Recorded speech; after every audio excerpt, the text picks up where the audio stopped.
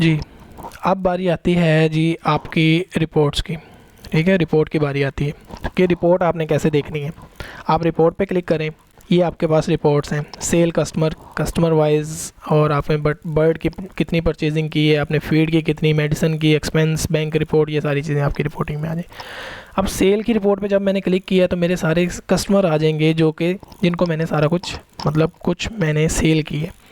तो सिंपल आपने customer select करने के बाद आपने प्रीपेयर रिपोर्ट पे क्लिक करना है। जब आप प्रीपेयर रिपोर्ट के ऊपर क्लिक करेंगे तो उसका सारा रिकॉर्ड यहाँ पे आ जाएगा। आप प्रिंट पे क्लिक करेंगे तो उसका सारा डाटा प्रिंट हो जाएगा।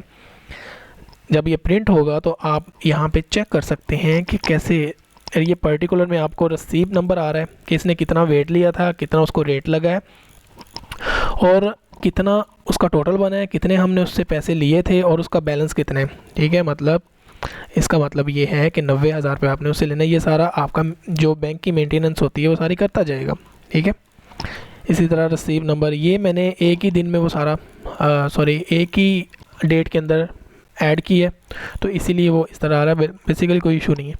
उसके बाद टोटल वेट आपको बता रहा है कि टोटल वेट इसका है 1150 किलोग्राम, और उसके बाद टोटल ऑर्डर है जो 1150 किलोग्राम वेट इसको हमने दिया है। इसकी टोटल अमाउंट बनती है जी 2,06,125। हमने 2,06,000 इसको इससे रिसीव कर लिया, और बाकी जो इसकी आउटस्टैंडिंग है वो 125 रुपये रहती है। एक चीज़ याद रखिएगा कि इस फ्लॉक में अगर इसकी कोई ड्यू पेमेंट है तो ये फ्लॉक वाइज भी 125 बता रहा है, और ओवरऑल आउटस्टैंडिंग मतलब जब आप दूसरा फ्लॉक डालते हैं तो यहाँ पे उसकी आउटस्टैंडिंग वो आएगी जो उसकी सारी होगी।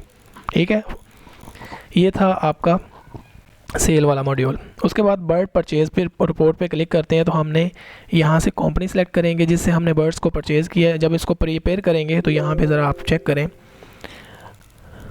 ये इसकी रिपोर्ट बन गई है। ठीक है, कंट्रोल P प्रेस करने के बाद आप इस रिपोर्ट को प्रिंट करने के काबिल होंगे। और रसीद नंबर देखें 10001 है। आपने 25,000 बर्ड लिया, आपको रेट 12 रुपये लगा है, और बाकी इतनी अमाउंट बनती है। आपने कंपनी को कोई पे नहीं किया, कंपनी की तरफ कंपनी ने आपसे पैसे लेने हैं इतने, वो सारा आ जाएगा। आपने कंपनी को कितने दिए हैं ये सारा जो भी है नीचे इसके पूरी समरी आपको शो हो रही है। ओके, इसी तरह फीड की है आपने, जिससे जितनी फ़ीड परचेज़ की है, ये देखें मैंने प्रीपेयर की है तो इससे आपने फ़ीड नहीं परचेज़ की। अली मोहम्मद का लेजर है वो आपने निकाला है। उसके बाद ये सारी चीज़ें मतलब उस्मान ट्रेडर से आपने कितनी फ़ी ली है, फीड।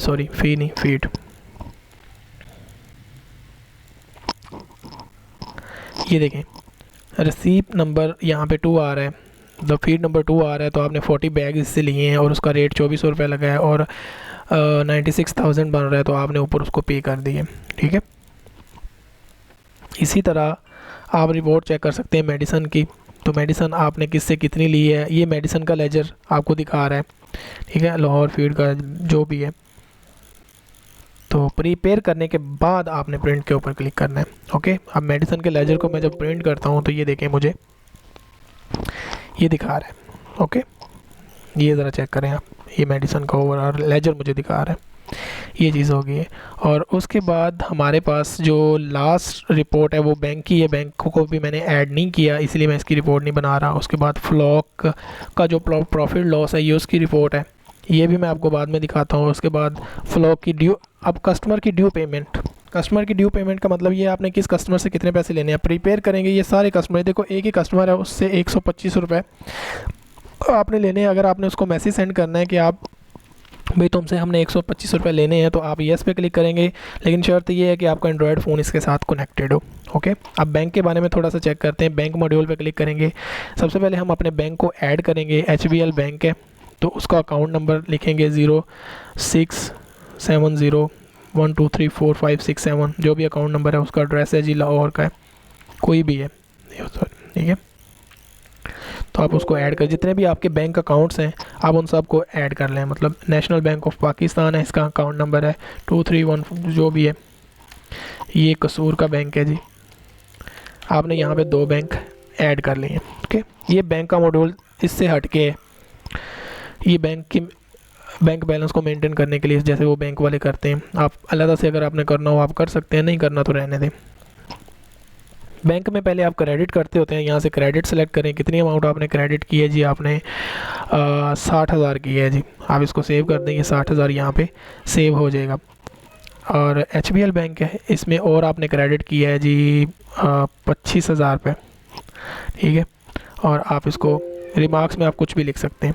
तो आपने इस बैंक से डेबिट किया है HBL से 45,000 रुपये, ये डेबिट आपने किया है। और किस नाम पे आपने किया है, ये शफीक को दिया है, ठीक है। उसको सेव करेंगे तो डेट वगैरह वो सारी आप सेलेक्ट कर लीजिएगा। ये था बैंक का मॉड्यूल। अब जब रिपोर्ट्स में बैंक की तरफ आऊँगा तो बैंक पे क्लिक करूँगा तो यहाँ पे मेरे बैंक्स आ जाएंगे। तो मैं जब प्रीपेयर रिपोर्ट पे क्लिक करूँगा तो मैं इसको प्रिंट करूँगा तो क्या होगा, ये आप चेक कर लें। मैंने बैंक में जो क्रेडिट किया था वो 25,000 था एक, ठीक है, और उसके बाद 60,000 एक किया था, ठीक है। यहाँ पे वो मेरा वही शो हो रहा है, चूँकि डेट सेम है इसलिए वो क्रेडिट और डेबिट दोनों वो सारा एक ही टाइम पे कर रहे हैं, मतलब एक ही साथ ही कर रहे हैं, कोई इशू नहीं। जब आप डेट वाइज करेंगे तो ये खुद ब खुद आपको इसका क्लियर हो जाएगा। अब बात करते हैं यूज़र मैनेजमेंट के हवाले से। यूज़र मैनेजमेंट में क्या है, आप यूज़र नया बना सकते हैं। फ़र्ज़ करें आपने कोई यूज़र बनाया है, कभी भी आप एडमिन को ये एक्टिव पे क्लिक ना करें, ठीक है, क्योंकि एक्टिव का मतलब है यस। अब आपने यूज़र बनाया जी अहमद, ठीक है, उसका नाम अहमद है और उसका यूज़र नेम भी आपने रखा है जी अहमद, उसका पासवर्ड रखा है 1 2 3। आपने एक्टिव नहीं किया, मतलब अहमद को आपने ऐड कर लिया लेकिन आपने एक्टिव नहीं किया, तो अहमद इस सॉफ्टवेयर को इस्तेमाल नहीं कर सकेगा। आपको एडिट पे क्लिक करें, जब आप उसको एक्टिव करेंगे तब वो सॉफ्टवेयर को इस्तेमाल कर सकेगा। यहाँ से आप नया यूज़र बना सकते हैं, उसके बाद उसका पासवर्ड वगैरह चेंज कर सकते हैं, ये सारे काम आप यहाँ से कर सकते हैं। ओके, अच्छा, अब जो मेजर चीज़ है वो ये है कि सॉफ्टवेयर का बैकअप कैसे लेना है। Backup and restore. बैकअप पे क्लिक करें डेटाबेस यूटिलिटी के अंदर, डेस्कटॉप पे मैंने इसको बैकअप को सेव कर दिया, ये मेरा बैकअप क्रिएट हो गया। तो जब आपने इस बैकअप को रिस्टोर करना हुआ तो आप इसको कोशिश ये कीजिएगा कि बैकअप को अभी रिस्टोर ऐसे ना कीजिएगा। बैकअप रिस्टोर हम तब करते हैं जब हमारा सॉफ्टवेयर लॉस हो जाए, ठीक है। हमारे पास हम बैकअप को किसी अच्छी जगह पे सेव करते हैं, ये USB के अंदर सेव रखते हैं, ठीक है। तो ये देखें एप्लीकेशन रीस्टार्ट हो गई है, बैकअप जो है रिस्टोर करने का। देखें अहमद है, मैंने अहमद का पासवर्ड रखा था 1 2 3, अब देखें ये लॉगिन हो गया। ओके, अब अगर अहमद को मैं यहाँ से चेंज भी कर दूंगा तो कोई फ़र्क नहीं पड़ेगा, अगर मैं नो कर दूंगा तो अगली दफ़ा जो अहमद है वो इसको लॉगिन नहीं कर सकेगा। ये था जी हमारा advance poultry management system software, जो इंशाल्लाह उम्मीद करते हैं कि आपको पसंद आएगा। थैंक यू सो मच, अल्लाह हाफिज़।